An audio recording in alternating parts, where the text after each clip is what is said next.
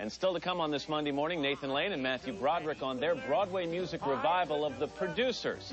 And Victoria Prince, Springtime for Hitler is back, and this time it's on Broadway. The 1967 Mel Brooks comedy classic The Producers, starring Zero Mostel and Gene Wilder, has been reborn as a full-blown musical. This time, the down-on-his-luck Broadway producer, Max Bialystock, is played by Nathan Lane, and his protege, the uptight accountant Leo Bloom, is played by Matthew Broderick. Gentlemen, good morning. Always good to have you here. Good morning. Thank you. When this movie came out in 1967, Mr. Lane, one reviewer called it the most tastelessly inspired films, one of the most tastelessly inspired films in movie history.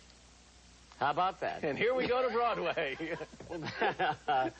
Well, I think it still is. It offends just about everybody, but not in a mean-spirited way. And it's hilarious. And I mean, when I remember seeing it and just thinking, I was seeing Zero and thinking, oh, I didn't know you could do that on film. You could be that big and get away with it. You wouldn't be arrested by the police. Yeah, it's just one of those stories that everybody loves. It's been a long time, obviously, since the movie's been around. Matthew, give me a thumbnail sketch of exactly what the story is about. The story is about this somewhat washed-up producer, Max Bialystock, and an accountant comes in to help him with his books.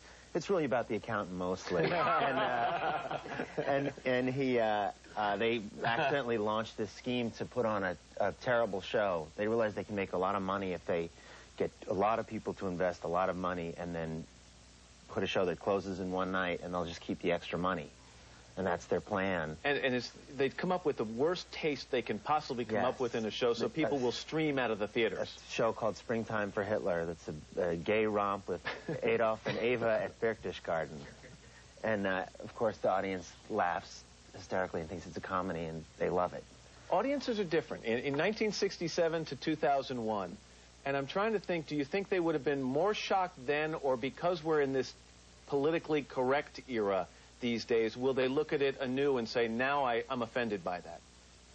I think not. I think it's actually like it's finding it refreshing, to be able to laugh at this stuff. And as I said, Mel does it.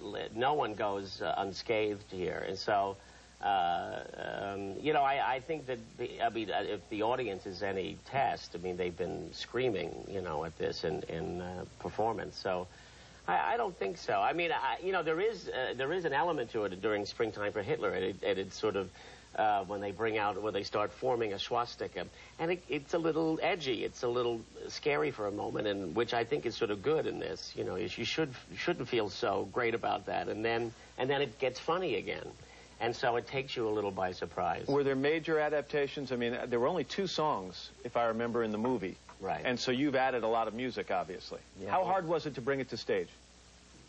Well, Mel, it's been in his head, I think, for a very long time, and he was approached, I think, over the years about doing it as a musical, and he always thought maybe I'll do it myself. And he said that at one point, he did think about going to someone else to write the rest of the score, and he went to Jerry Herman, and Jerry Herman took him in, sat him at the piano, and he started to play I'm Tired from Blazing Saddles and some of his other songs, and said, you can do this, you just...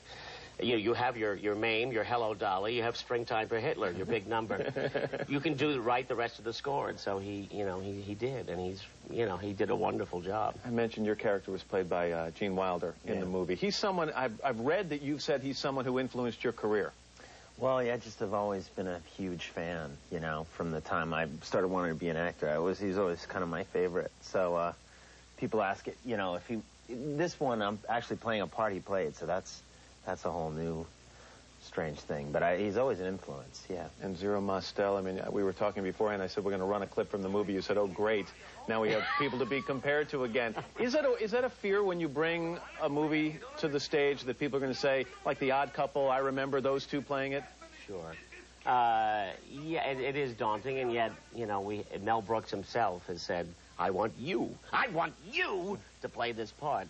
So, you have his support and encouragement, and that has helped. And I would say 50% of this material is new, so that also helps to make it your own. First time you two have worked together? Yes. Yes. Well, we were voices together in The Lion King. That's right. I forgot about that. We lived in the jungle together. But as human beings, this is the first time together. Yes. How did you two meet? Was it in theater? Did you know each other from other plays? I tried to eat him, and he's a friend when you're a meerkat. Oh, yeah. Now you've really frightened people in the Midwest. We're going to go to a little commercial here. Now they don't know what... Lion King. I told you, honey, we're never going to New York. No, when did we meet? I first met him when, actually, he was in Brighton Beach Memoirs on Broadway. He was walking down 57th Street, and I had seen it, and I thought he was amazing in it. It was like a Star is Born performance. And I just went over to him and I said, I just want to tell you, Mr. Broderick, he was about 20 at the time. And I said, I thought you were just great in your show. And he was very shy, and he said, thank you. And then we happened to be wearing a similar shirt. And he said, look, we're wearing the same shirt, in that Matthew Broderick way. And I said, well, yes, you're my idol. I'm dressing like you. And that's when he looked for a cop, But that's where the chemistry was born. Yes. That was it. Anyway, guys, good luck with this. I know it opens April 19th. Right. For a very long run. Thank you. And tomorrow, Nathan Lane and Matthew Broderick will be back with a special performance from the show.